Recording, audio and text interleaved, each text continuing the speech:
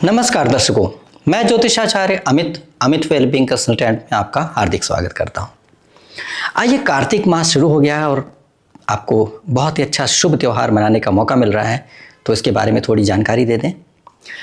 ये त्यौहार है करवा चौथ। एक खास तौर पे स्त्रियां, सुहागन स्त्रियां, विवाहित स्त्रियां जो होती हैं वो अपने पति की दीर्घायु की कामना के लिए करती हैं, उनकी रक्षा के लिए करती हैं। तो बहुत ही प्यारा त्यौहार है, वैवाहिक जीवन को बहुत स्ट्रॉन्ग करता है और अपना भारत बहुत ही ज़्यादा संपन्न है इस मामले में, विवाह के मामले में। मतलब हमारे देश ही एक ऐसा देश है जहाँ पर मैरिड लाइफ बहुत अच्छी होती है, मतलब पूरी आयु तक पति पत्नी अपना जीवन जीते हैं। वरना विदेशों में तो बहुत ही कम उम्र में ही सेपरेशन हो जाता है और पूरी जीवन एक साथ नहीं रहते हैं।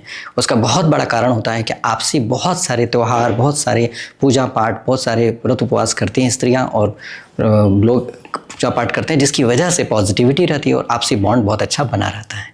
तो इसी क्रम में करवा चौथ भी आता है, जिसकी पूजा जो है बहुत ही इंपॉर्टेंट होती है। इसमें ये जो पूजा की जाती है ये खास तौर पे कार्तिक मास के कृष्ण पक्ष की चतुर्थी तिथि को की जाती है। अब इसके लिए बहुत सारे कन्फ्यूजन्स हैं, किस तारीख को मनाया जाएगा, तो उसके लिए पहले कन्फ्यूज़न दूर कर देते हैं। 9 अक्टूबर को चतुर्थी स्टार्ट हो रही है रात को 10:54 से। इस समय से चतुर्थी स्टार्ट हो जा रही है 9 तारीख की रात्रि से। तो चतुर्थी चल पड़ेगी और उसके बाद सुबह सूर्योदय पर चतुर्थी ही लगी रहेगी, इसलिए उदया तिथि के हिसाब से भी चतुर्थी रहेगी। और शाम को 7:38 PM पर चतुर्थी पूर्ण होगी, लेकिन उदया तिथि के हिसाब से फिर भी चलती रहेगी। तो इस तरह से हमें चतुर्थी मिलेगी, पूरे उपवास के समय पर चतुर्थी आराम से मिल जा रही है, कोई कन्फ्यूज़न नहीं है। अब कैसे मनाई जाती है, तो ये मनाने के लिए देखिए तरीका ये है कि इसमें सुहागन स्त्री का है, तो सुहागन स्त्री जो होती है उसके सास भी होती हैं, तो सास भी स्नान करके नहा धो के शुद्ध हो जाती हैं और बहू भी नहा धो के शुद्ध हो जाती हैं। उसके बाद क्रिया स्टार्ट होती है। तो क्या होता है, चूँकि 10 तारीख को सूर्योदय हो रहा है 6:20 प्रातः काल को, जो भी स्त्री करवा चौथ मना रही है उसको अपनी सास से सरगी ले लेना चाहिए और खा भी लेना चाहिए। तो इसके लिए बहुत ज़रूरी है कि आप नहा धो करके शुद्ध हो जाएं और कम से कम 1 घंटे का समय तो आपको मिल जाए। और उठ करके फटाफट नहा धो करके शुद्ध वस्त्र पहन करके, और आपके सास भी ऐसे ही कर लें, और सास आपको प्रेम पूर्वक थाल में लगा करके बहुत अच्छे से ड्राई फ्रूट्स वगैरह, अच्छी अच्छी मिठाइयाँ होंगी, अच्छे बढ़िया चीज़ें, पौष्टिक चीज़ें आपको प्रदान करेंगी, तो आप प्रेम पूर्वक ग्रहण करें। उनके ब्लेसिंग्स हैं, उनकी पॉजिटिविटी, उनकी शुभकामनाएं हैं, उसको अवश्य ग्रहण करें और संकोच किए बिना पेट भर खाएं। जितने अच्छे से खा सकते हैं खा लें, क्योंकि इसके बाद जैसे ही समय स्टार्ट हो जाएगा 5:19 AM, उसके बाद आपको भोजन नहीं करना है, पानी भी नहीं पीना है। बहुत ही कठिन होता है, लेकिन इसका फ़ायदा भी है।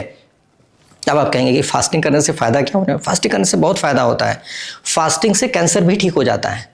ये बिल्कुल बहुत बढ़िया रिसर्च है और हमारे देश में बहुत सारी फास्टिंग होती हैं, जैसे कि निर्जला एकादशी भी होती है और ये भी हो गया, बहुत सारी पूजाएं होती हैं जिसमें कि फास्ट करना बहुत अच्छा रहता है और निर्जल हो तो बहुत बढ़िया।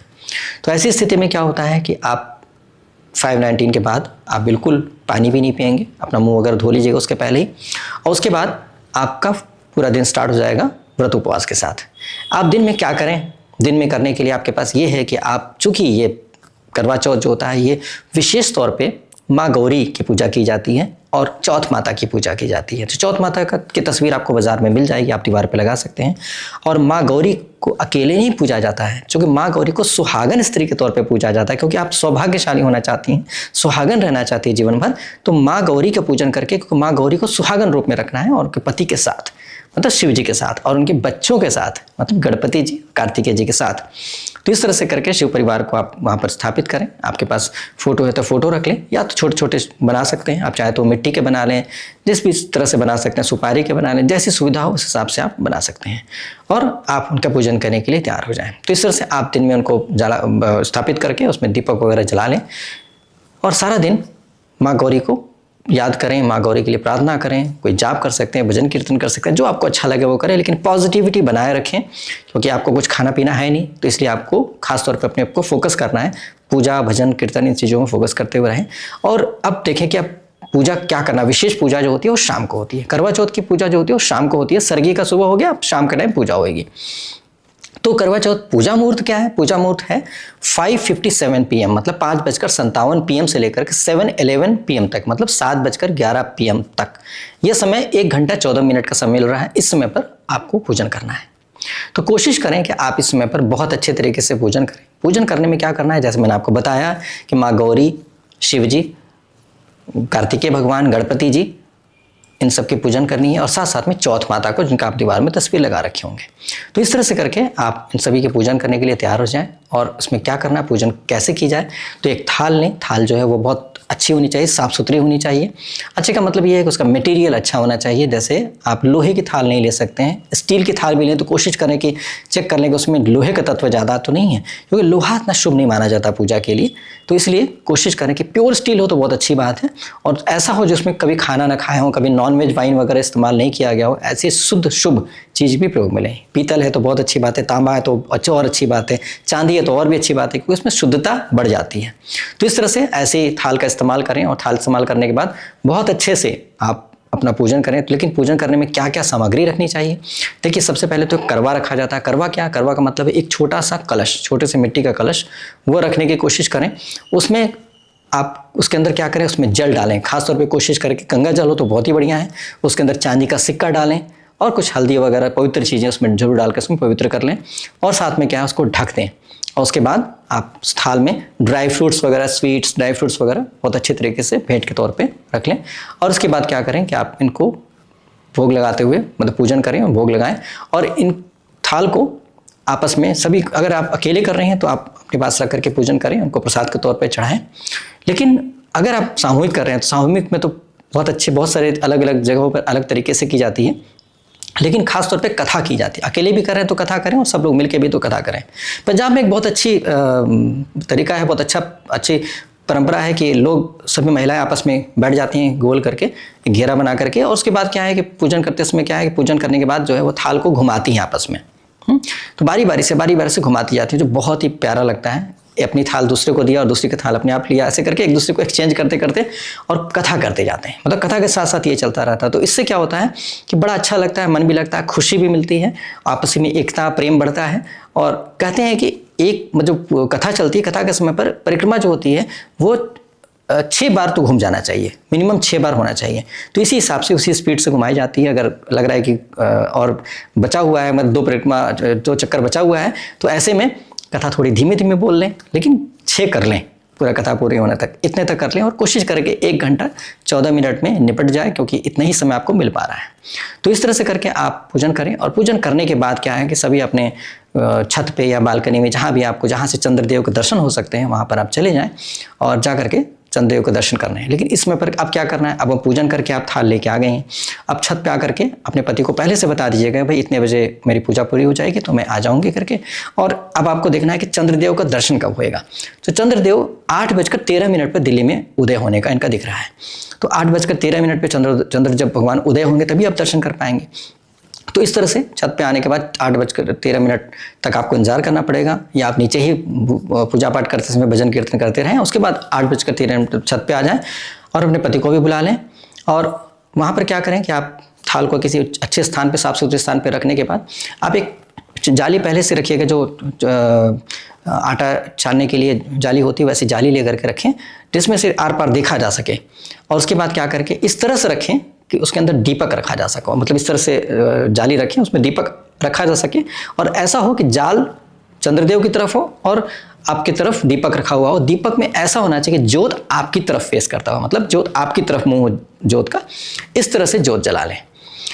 और ऐसे करके देखें, चंद्रदेव दिख रहे हैं तो चंद्रदेव को ऐसे ऊपर करके देखें, चंद्रदेव के दर्शन करें इस जाली के थ्रू, दीपक जलते हुए, और चंद्रदेव देखें। और जिस तरह से चंद्रदेव आकाश में विराजमान है सदा से, और आगे भी रहेंगे, हम आपके जीने के, मतलब मृत्यु होने के बाद भी रहेंगे, इसी तरह से हमारे पति भी विराजमान रहें, इसी प्रसन्नता से, आनंद के साथ, ऐसे भावना रखते हुए धीरे से अपने पति को भी उसी जाल से देखें, ऐसे करके देखें। और पति के लिए भी बड़ी वही कामना करें कि ऐसे ही चंद्रदेव जैसे स्थापित हैं सदा के लिए प्रसन्न, वैसे ही मेरे पति भी प्रसन्न रहें, सदा के लिए दीर्घायु हों, ऐसे करके प्रार्थना करें। और उसके बाद बड़े प्रेम से आनंद पूर्वक करें। और उसके बाद फिर आप जल चढ़ाएं आप जब चंद्र भगवान को देखेंगे तो चंद्र भगवान देखते समय जो करवा आपने रखा था ना, उस करवा से चंद्र भगवान को जल भी चढ़ाना है। तो इसलिए से सिर्फ देखना ही, देखने के बाद जल चढ़ाना, और जल इस तरह चढ़ाना है कि जल चढ़ाते समय जल की धार जो होती है उससे चंद्रदेव को देखें, मतलब चंद्रदेव के ऊपर जैसे आप जल डाल रहे हो एक ही लाइन में आने चाहिए। इस तरह से करके जल डालें और जल, काफ़ी जल गिर जाएगा, थोड़ा जल बच जाए, इस तरह से करें क्योंकि वो प्रसाद के तौर पे मान लें, इसी से आपके पतिदेव आपका व्रत उपवास तोड़ेंगे। तो इस तरह से करके आप कर लें। उसके बाद फिर पतिदेव का दर्शन करें। उसके बाद आप पतिदेव को कह दें बैठने के लिए, आदरपूर्वक कि विराजिए, बहुत आदरपूर्वक बोलना चाहिए। उसके बाद जब पहले से आसन रखिएगा जिसमें बैठ जाएं, आप भी बैठ जाएं आसन पे। उसके बाद थाल रख दीजिए नीचे, और उसके बाद आपने पतिदेव को मान सम्मान दीजिए, उनको पतिदेव को टीका लगाइए, आरती कीजिए, उनको बहुत अच्छे तरीके से, क्योंकि उनके लिए उनको पॉजिटिव करना है, उनको बहुत उनकी नेगेटिविटी को ख़त्म करना है, इसलिए आरती वगैरह कीजिए, पॉजिटिव कीजिए, उनको मिठाई वगैरह खिलाइए। और उसके बाद आपके पतिदेव को क्या करना चाहिए, आपके पतिदेव को उसी करवे के साथ जो जल होता है उस जल से आपको आपका जल पिला करके आपको आपका उपवास तोड़ना चाहिए। मतलब क्योंकि आप तो निराजल, सुबह से ही आपने कुछ पिया नहीं है पानी वगैरह, तो उसी जल को पिला करके आपका व्रत उपवास तोड़ना चाहिए। और उसके बाद अपने हाथों से मिठाई, अच्छी चीज़ें अपने आपके पतिदेव को आपको खिलाना चाहिए। ये बहुत ही प्यारा है। आप अपने पतिदेव को मान सम्मान दे करके पूजित करती हैं, उसके बाद आपके पतिदेव आपको प्रेम पूर्वक मिठाई खिलाते हैं, आपका व्रत उपवास तोड़ते हैं। इस तरह से करके आपका करवा चौथ पूर्ण होता है। तो इस तरह से करके आप सभी बहुत अच्छे तरीके से करवा चौथ मनाने की कोशिश कीजिएगा। देखिए, लड़ाइयाँ चलती रहती है, पति पत्नी में नोक-झोंक होता रहता है, कोई कुछ भी होता रहता है, लेकिन फिर भी आज के दिन सब कुछ भूल करके बड़े प्रेम पूर्वक कीजिएगा। क्या पता आपके इस अच्छे प्रेम पूर्वक, प्रेम से पूजा करने का जो तरीका देख करके और भावनाओं को देख करके आपके पति के दिल में आपके प्रति जो भी नाराज़गी थी या क्रोध था या फिर मतभेद था, वो सारा खत्म हो करके सब अच्छा हो जाए। तो इसलिए हमेशा कोशिश करते रहना चाहिए अपने वैवाहिक जीवन को बेहतर करने के लिए, और अच्छे से वैवाहिक जीवन जी करके अच्छे से अपना जीवन बेहतर करना चाहिए। तो उम्मीद करते हैं आप सभी बहुत अच्छे तरीके से करवा चौथ मना पाएंगे और अपने जीवन में अपने पति का आशीर्वाद प्राप्त कर पाएंगे, दीर्घायु पति प्राप्त कर पाएंगे, हमेशा के लिए अपने पति का साथ पाएंगे। क्योंकि कई बार क्या होता है, पति का देहांत अगर बीच में हो जाता है तो जीवन बड़ा ही कष्टकारी हो जाता है। अकेले जीवना इतना आसान नहीं होता है, कहना बहुत आसान होता है लेकिन बहुत मुश्किल होता है। इसीलिए उम्मीद करते हैं कि आप सभी के पति दीर्घायु हों और आप लोग सदा सदा के लिए साथ आपका बना रहे। बहुत बहुत शुभकामनाएं। नमस्कार। दर्शकों, यदि आपको मेरा चैनल पसंद आ रहा है, मेरी बातें समझ आ रही हैं, अच्छा लग रहा है, तो आप मेरे चैनल को सब्सक्राइब कर सकते हैं। और सब्सक्राइब करने के बाद आप ऑल नोटिफिकेशन के लिए भी आप बेल को दबा करके ऑल नोटिफिकेशन के लिए भी प्रेस कर देंगे, तो उससे आपको जो भी मेरा वीडियो अपलोड होगा आपको जल्दी से जल्दी पता लग जाएगा और आप आराम से समय पर देख पाएंगे। और अगर आपको वीडियो पसंद आता है तो आप लाइक भी कर देंगे तो मेरा उत्साह बढ़ेगा। तो उम्मीद करते हैं आप सभी सब्सक्राइब कर लेंगे और आगे में मेरे वीडियो देखकर लाभ ले पाएंगे। बहुत बहुत धन्यवाद। नमस्कार।